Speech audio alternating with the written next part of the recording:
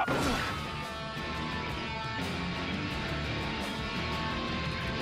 The third man hunted by police has been nicknamed Psycho.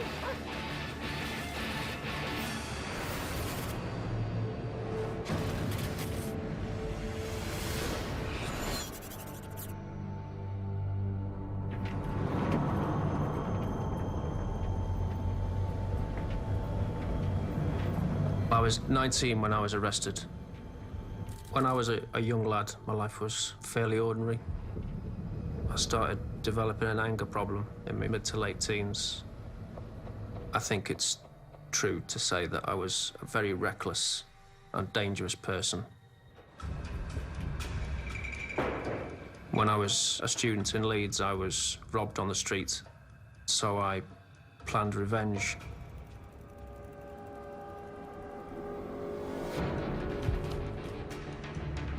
Made a homemade bomb and placed it near where they hung out in the hope that they would be injured.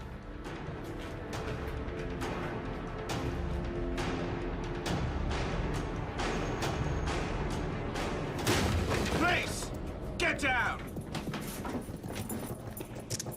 The police found the device and defused it, thankfully.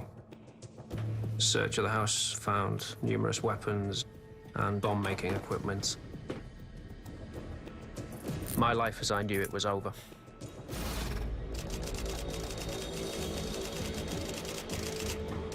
I was 19 when I was arrested. A life sentence could mean dying in custody. The only real way out was to escape.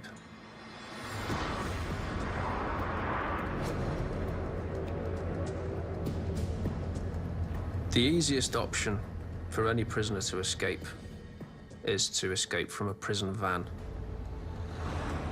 I was being transported to a maximum security prison somewhere in England. I knew it was now or never. The officer in front of me was in possession of both sets of cuff keys. Escape would depend on if I could terrify him enough into giving me those keys.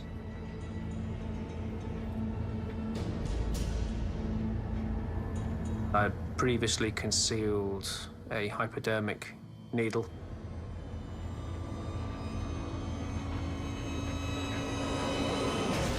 Stabbed myself in the arm. Wake up! Stop the van! Stop the van! I said, "You know that I've got AIDS. If you don't take these handcuffs off, I'm gonna stab you all." I didn't have AIDS, but he took one look at the blood and the needle, told the driver, and then we raced to the police station, which I knew was the procedure.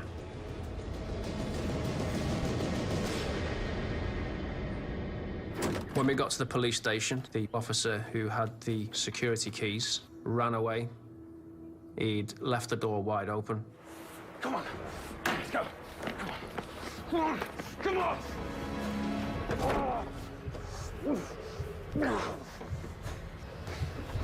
I knew that at that point I wasn't really going anywhere.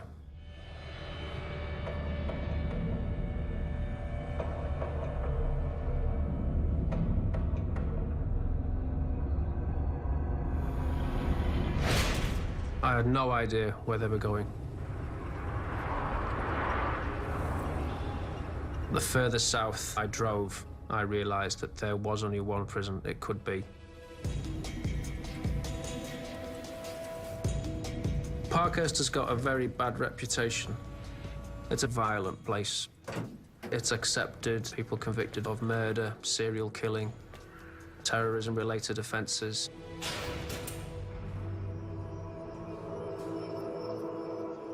It was just horrendous. It's just a general atmosphere of extreme misery and despair.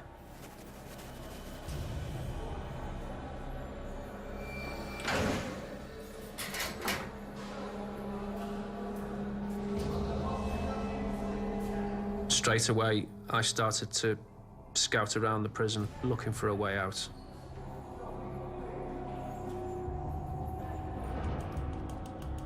The more I looked, the tougher it seemed. I had to get past the guards, the cameras, over a 20-foot steel fence with razor wire, then over a 24-foot wall with a special grapple-proof dome built onto the top. And it's on an island, so you've got the added difficulty of getting over the water to the mainland.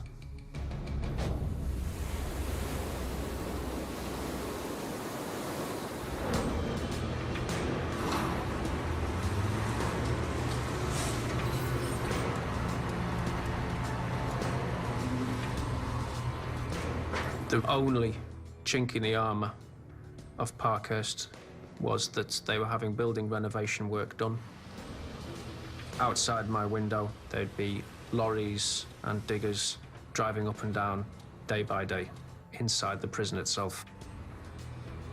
If I could find a way to take a vehicle as it was leaving, then that could be my ticket out.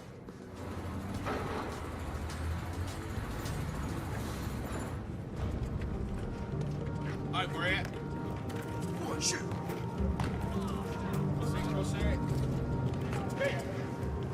Hey! I'd known Keith at the previous prison I was at. Keith was a life-sentence prisoner convicted of murdering the wife of a supermarket owner in the early 1990s. We struck up a conversation. Keith began to mention the possibility of escaping from Parkhurst. I considered Keith to be a completely trustworthy character, otherwise I never would have discussed any such thing with him. Keith had been watching the guards, and in particular watching the locks, and had noticed that due to a recent lock change in the prison, all of the new locks had been replaced with colour-coded locks. Some were green, some were red. Not many of the doors around the prison had a green lock, but lots of them had red locks. I'd assumed that the security at Parkhurst was a lot more complicated than that. Thought I wasn't going to accept his word for it. I want to see him myself.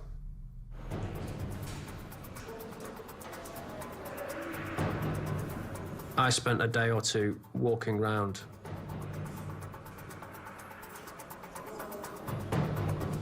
Virtually every lock in that prison was colour-coded. If you had a red key, you could get to 95% of the prison.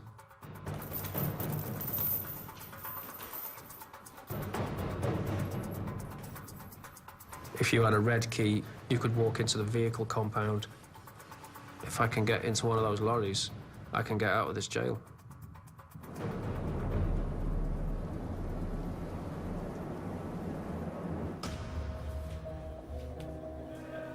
We began to seriously discuss planning an escape.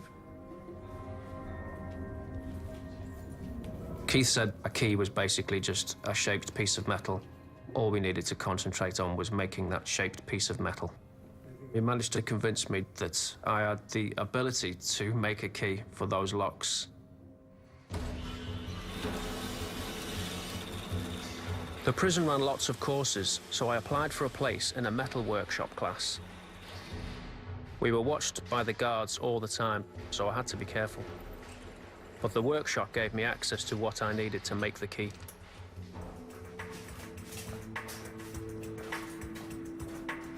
In the music room, they had a door with a red lock.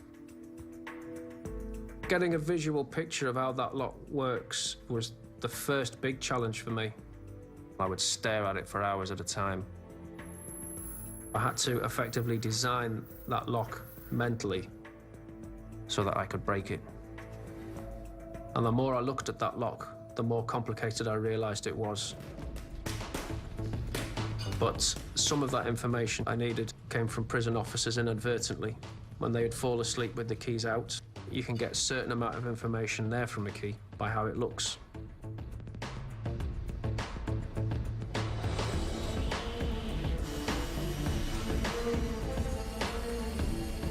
The rough shapes of the metal were relatively easy to cut out using the proper tools in the workshop. But to cut the finer detail into a key can take many hours, and you can't do that in a workshop because somebody will see what you're doing. So that had to be done in my cell.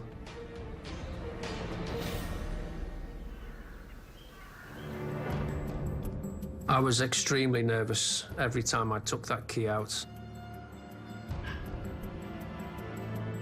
There's no excuse that you can have to have a copy of a key in prison. That's big trouble. It's a very laborious task. I was worried about making too much noise as well. It's a very distinctive sound.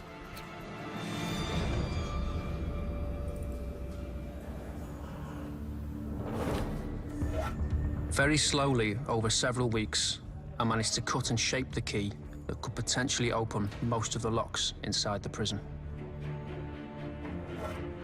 The problem was, you only have to get one of those patterns slightly wrong, and the key won't work.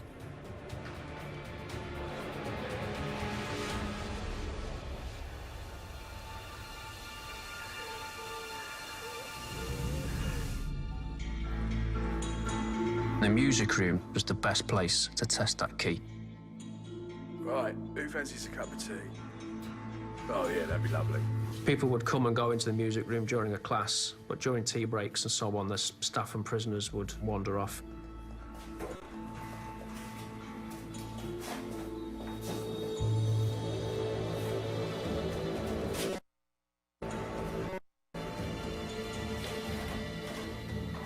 Put the key in the lock.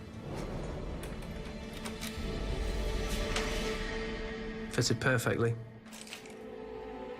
And then it's kind of went a bit funny. There was something wrong. The key was bending. Tried to take the key out of the lock. That key was stuck. I knew that if a guard came back and saw that key, we were finished.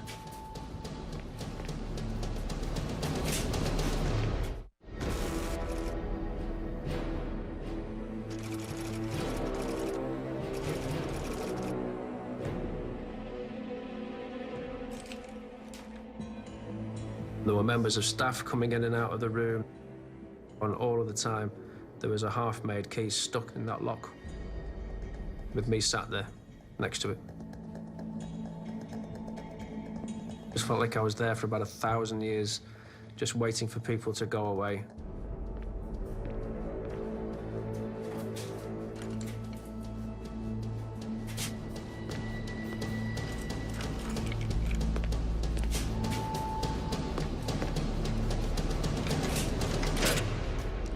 I managed to fish the key out, and I realized that I needed a much, much stronger key. I had to remake that key from scratch with a much stronger metal, using steel. Cutting through steel with an inch-long piece of hacksaw is really very difficult. It cut my fingers up quite badly.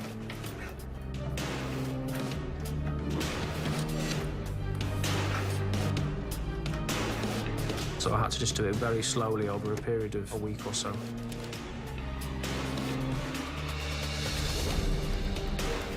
Once I was happy, I took it back to the music room, waited till the coast was clear,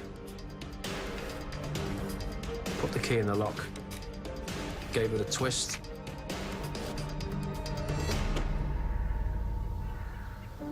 I felt pretty elated. The entire prison was open. We could go anywhere we wanted.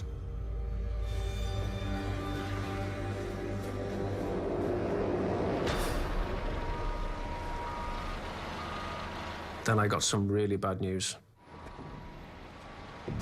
The rumor was 2 prisoners had been caught planning to steal a digger or a lorry and escape via the building compound, exactly the same way as we were planning to. All of the security was upgraded. I thought, that's it. We're not going to get out of this jail.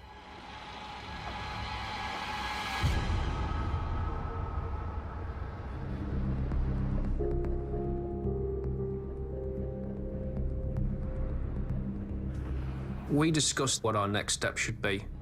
Yeah, you're right. Me and Keith decided to try and think of an alternative way out of the prison using that key. I knew our key would open many of the internal doors, but I wasn't sure which ones. I decided to build a mental map of the whole prison. The key could open doors to the music room, the gym, and the metal workshop. And from all three, we could get access to the yard. But we still had to get past the fence and then scale the wall to get out of the prison.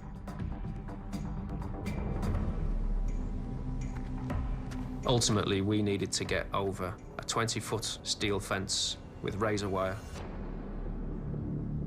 and then a 24-foot concrete wall with a special grapple-proof dome built onto the top. The only way over that wall, realistically, was to make a strong ladder and climb over it. Building a 24-foot ladder was a serious challenge. It seemed impossible. I thought about it for hours. But then I realized that the answer to everything lay in that metal workshop. We could construct a ladder during classes and hide it in parts all around the workshop.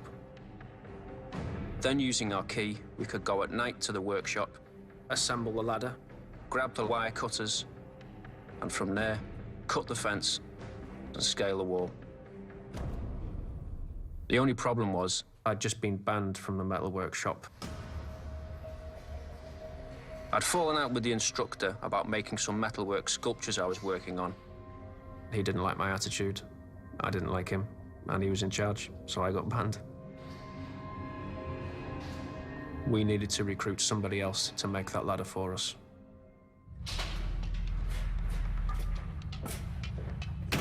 Only one man fitted the bill of being reliable and willing to escape, and that was Andy Roger. Andy was serving life for killing a security guard. He could be there for 20 years, and he was determined to escape. As Andy was the workshop orderly, he had a trusted position and had access to everything in that workshop, which made him ideal for that job.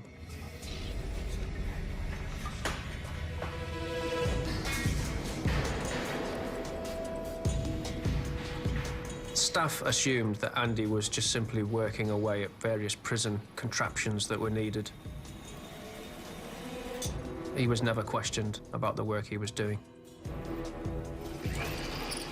The ladder basically consisted of 6 lengths of 12-foot central heating pipe connected together to form a 24-foot structure. It took approximately 3 weeks to make.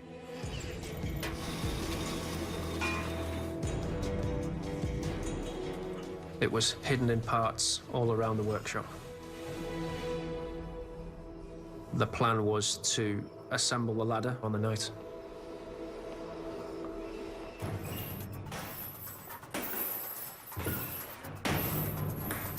We all agreed we should start our escape from the gym because it had the weakest security. But it also presented us with a problem.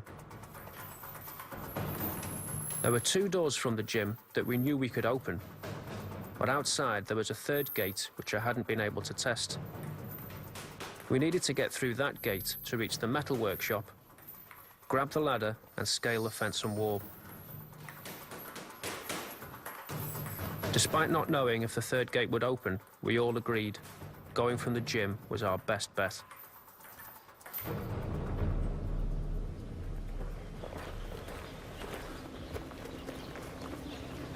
Then we got disastrous news. Andy found out that the workshop was to be relocated. We wouldn't be able to access it anymore. The site they were moving it to had a different set of locks. We'd have to start again with making a whole new set of keys. That meant that we had to move as fast as we could, whilst we had access to that workshop and our equipment. So we go. So we decided to go.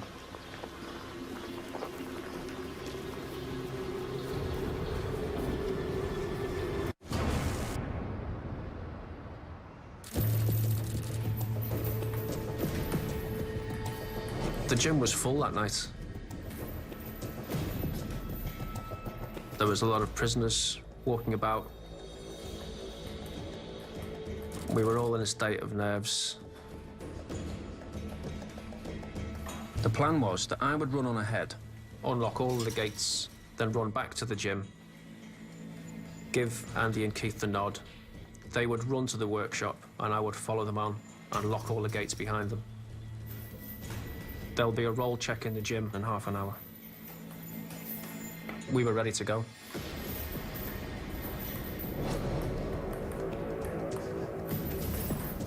After I'd checked that the coast was clear, I put in the key, and it turned and opened first time perfectly.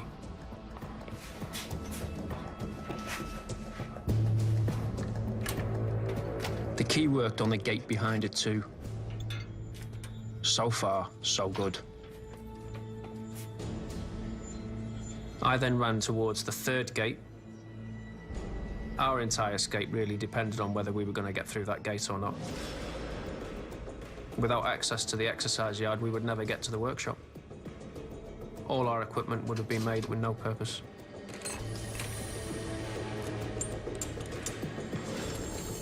It wouldn't turn. Tried to fiddle with it and jiggle that key in the lock.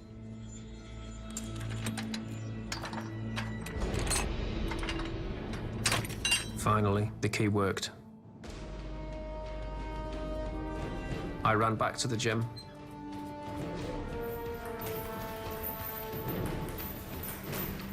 Keith and Andy were waiting to go.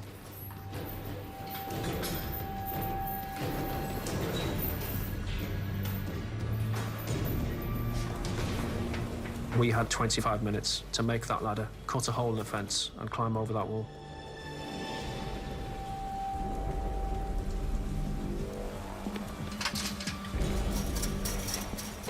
We knew that there was a few seconds when anyone monitoring those cameras would have seen us. The first sign we would know about it was when officers would run onto the yard. 20 feet away from the workshop door, there's a rattle of a gate.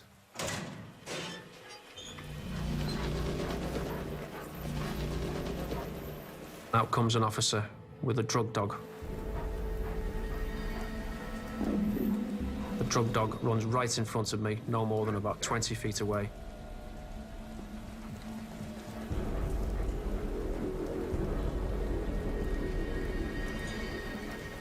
Looked in my direction. It looked into the shadows where I was, and I was staring back at it.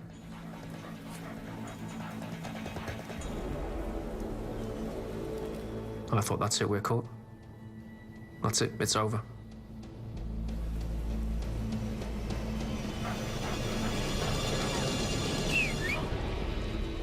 The handler whistled for his dog. I couldn't believe it. We can't hang around any longer, time's going. There'll be a roll check in the gym within the next 20 minutes. We got into the workshop. Andy began to assemble the ladder. I grabbed some wire cutters to get through the fence and some electrical flex to use as a rope to lower us down the other side of the wall. Within about 10 minutes, the ladder was built. The adrenaline was going really strong at that point. We just all ran hell for leather.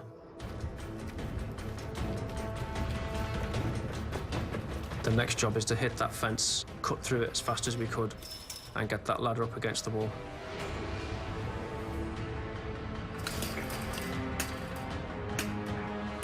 I was fully expecting any minute dozens of staff to come running in our direction.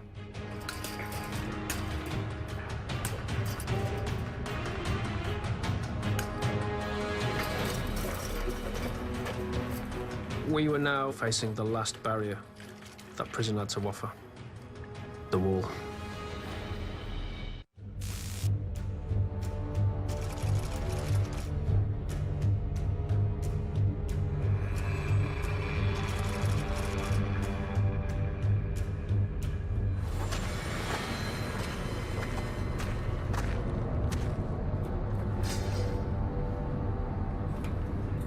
was almost sick with worry.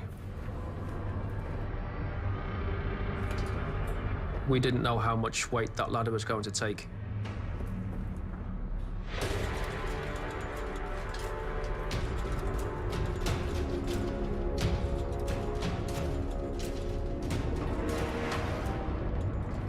When I got to the top of it, I then had to very quickly lash that electrical flex to the ladder, whilst Andy climbed up. I prepared to go down the other side.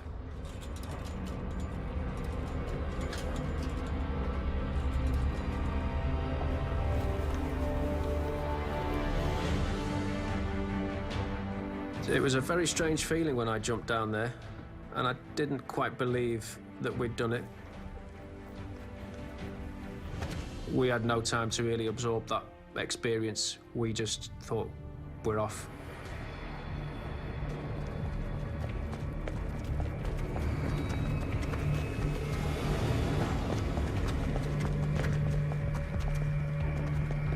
The next stage was obviously getting off the island. Keith had explained to me that he did have a pilot's license and that there were 3 airfields on the Isle of Wight, all within 5 minutes' drive. Our next objective was to get a car. Take that car to Sandown Airfield. Keith would then hotwire the aeroplane. We would get it started and fly to the mainland.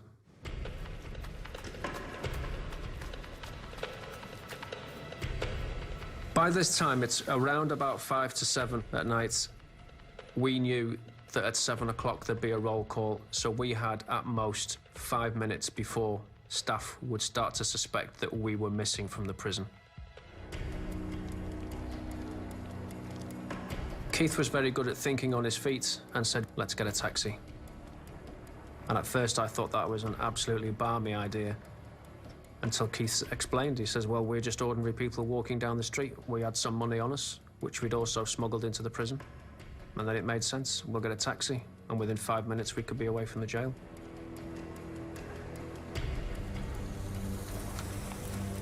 We picked up a taxi almost immediately.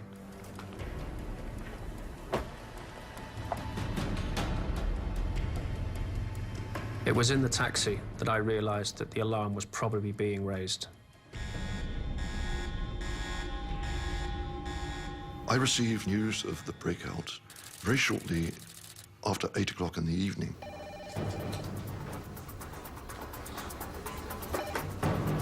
Right.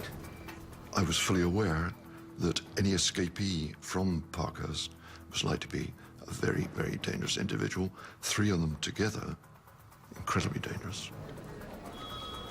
I gave immediate instructions to mobilize 250 officers to make a systematic search of the island, to man the ferry ports on the mainland, to place a ring of steel around the island to prevent the prisoners leaving.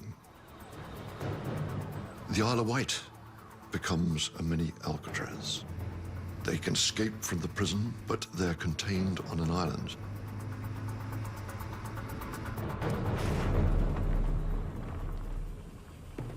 We pulled up and then all walked around to Sandown Airfield. I was absolutely baffled when I got to that airfield. It looked like a farmer's field, and it was in complete darkness, aside from one night watchman sat in a small hut. We couldn't let that man see us. It was far too suspicious to see anyone on that airfield prowling around at night.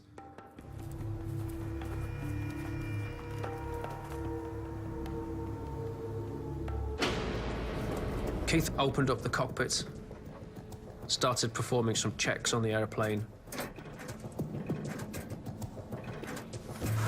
What's taking so long? There was no battery in the plane. He said, I'm sorry, lads, we'll have to try another one.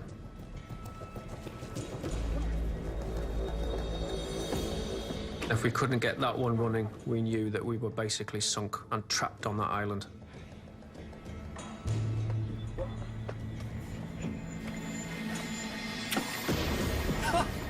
Yes, yes. The dashboard immediately lit up.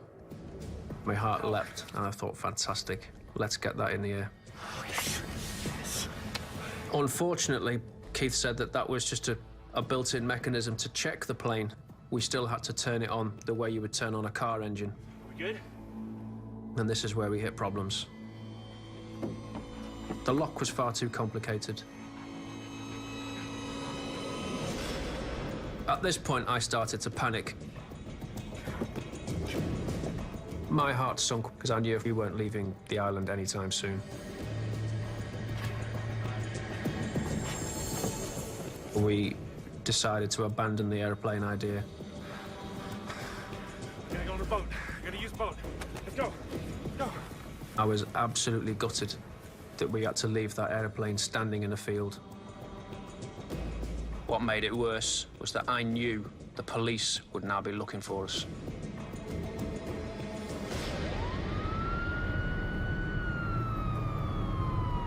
When I heard about the escape, they issued a code word. When you receive that code phrase, you immediately go to the nearest police station. We basically had a very quick briefing on the hoof. Keith Rose. My initial reaction was, these blokes have got to be caught. Highly dangerous individual. When you know they're in for murder, you know they've got nothing to lose. 45-year-old Keith Rose had threatened revenge. Andy Roger was serving life after bludgeoning to death a The security... third man being hunted by police has been nicknamed Psycho.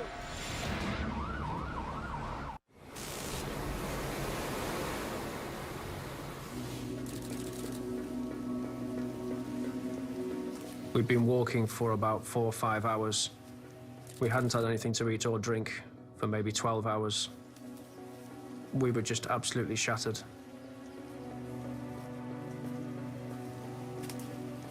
We found an abandoned shed.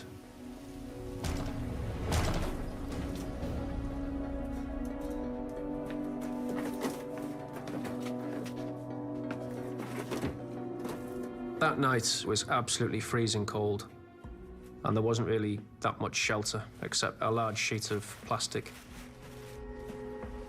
The wind was blowing through the gaps in the wood, and we just shivered all night.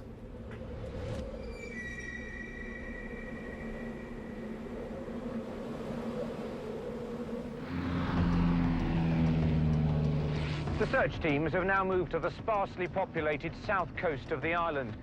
They'll be checking miles of coastline and scores of isolated properties. I knew the search operation was going to be looking for a needle in a haystack. These were scheming, devious, dangerous individuals. My concerns were these 3 people could take hostages and hole up. We had to be sure every time that we searched the property that we were thoroughly searching it and others within the household weren't being held hostage.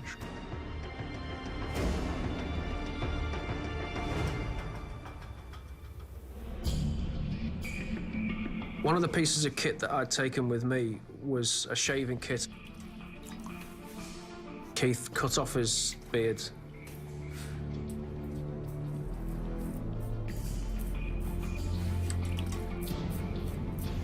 Keith looked so different that I didn't even recognize him. And we knew that that was a big advantage. That enabled him to go out and buy provisions from the local shops. I thought if Keith was captured, it wouldn't take long for them to start searching nearby and quickly find us. Before Keith left, we agreed that if he didn't return within an hour and a half, we would have to assume that he'd been taken. And at that point, we would leave the shed and go our separate ways.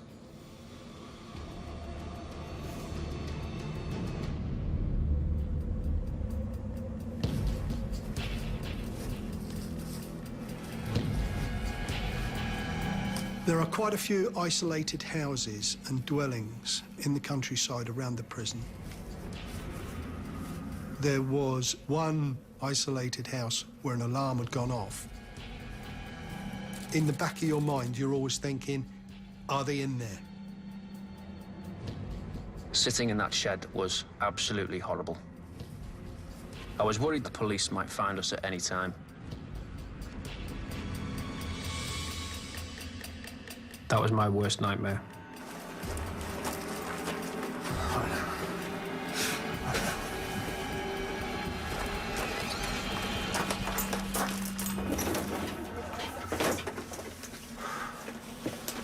false alarm.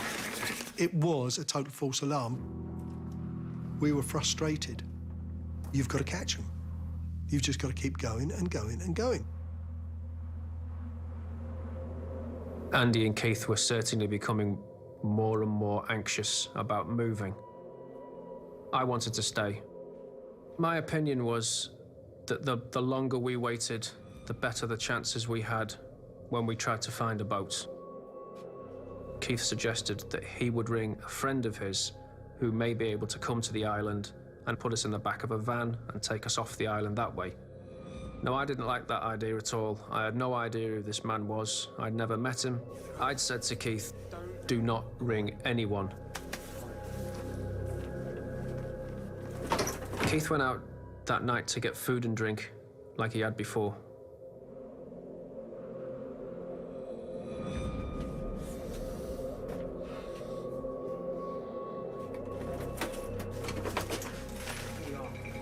And when he returned, he told us that he had phoned his friend. I knew you'd done something. I knew you'd done something stupid. I was furious. There was absolutely no need to let anyone know where we were or the state we were in. We're sitting ducks if we stay here. I decided we needed to leave that shed straight away, get a boat from the marina, and get off this island. Now.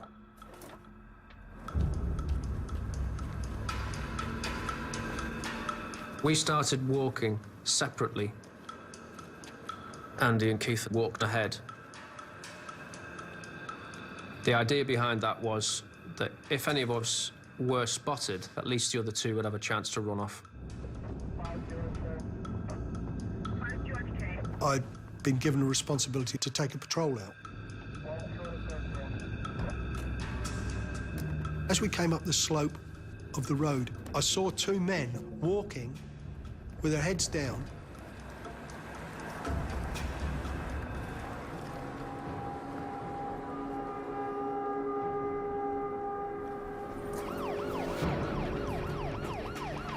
Come back here! I decided to go it alone. Whatever was going to happen now, Andy and Keith were on their own. Don't even think about it. You're nicked. I shouted, urgent, urgent, urgent. We have detained Rose, we have detained Rogers. Williams has run off. I knew dog handlers would now be en route.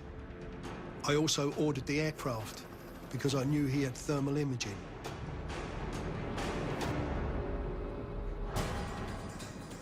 I was concentrating on running as fast as I could, for as long as I could.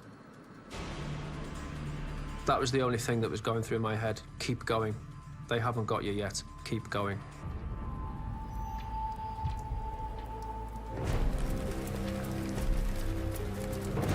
I could see several boats, all of about the right size. I ran to a boat which had hanging from its back a small dinghy.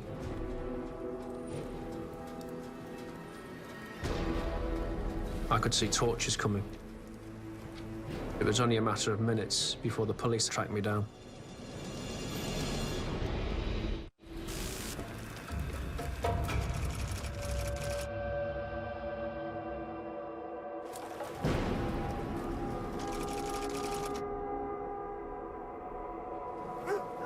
The police were heading through the trees. I started trying to undo the knots. They were very, very securely tied. It was a freezing night. My hands were frozen and the ropes were frozen. And I just couldn't get my fingers inside these knots to undo them. It didn't take us long to get to the scene. The dog immediately picked up a track. We continued towards the marina. Our assumption was that he was heading towards the marina, maybe to find a boat to get to the mainland. Over the trees, I could see a very bright white light heading my direction, the distinctive sound of a helicopter.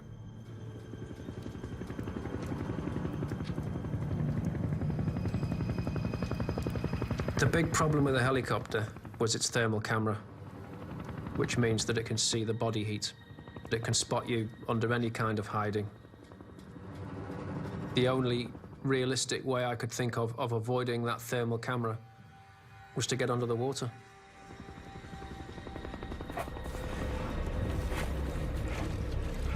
The water was absolutely freezing. It was a physical shock. My hope at that point was that the helicopter would sweep over the area, and if it didn't spot anything, it would carry on further up the coast. At that point, I could climb out of the water and double back the way I'd come. Kept my fingers crossed that that helicopter was going to move on.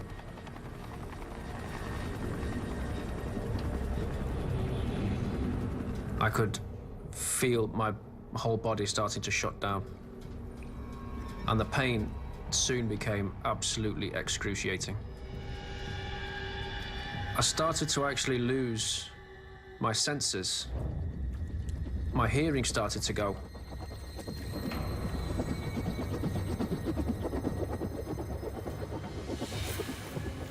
My eyesight started to go. I couldn't feel my arms and legs anymore, and I'd stopped shivering, which I knew was a really bad sign. It was only a matter of minutes before I would slip into a coma. That helicopter was gone, so I pulled myself up onto the jetty. And I'd hoped that my body was so cold that it might not actually register on a thermal camera, so it still gave me a bit of hope that I could get away from them. My hearing was almost gone. All I could hear was a kind of very high-pitched whine. All I could see was a very short space in front of me. Suddenly, a colleague who I was with saw someone move. Stop! Hey, stop! Hey, you there, stop! As we got close to him, he jumped in the water. Police, stop! Get out of there! What are you doing? We both stood on the bank shouting at him to get out, but he wasn't going to. Come back here! I jumped in after him. I pushed him against the jetty. I can distinctly remember him turning and looking at me. It's a look I'm not going to forget, because it was a look of a hunted animal that had given in, completely given in.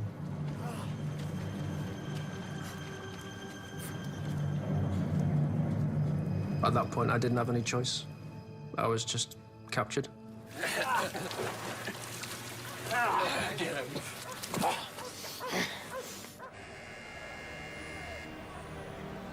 I was put in solitary confinement. My hearing and sight came back fairly quickly, but for days later, I was quite badly ill. I served another 16 years after the escape.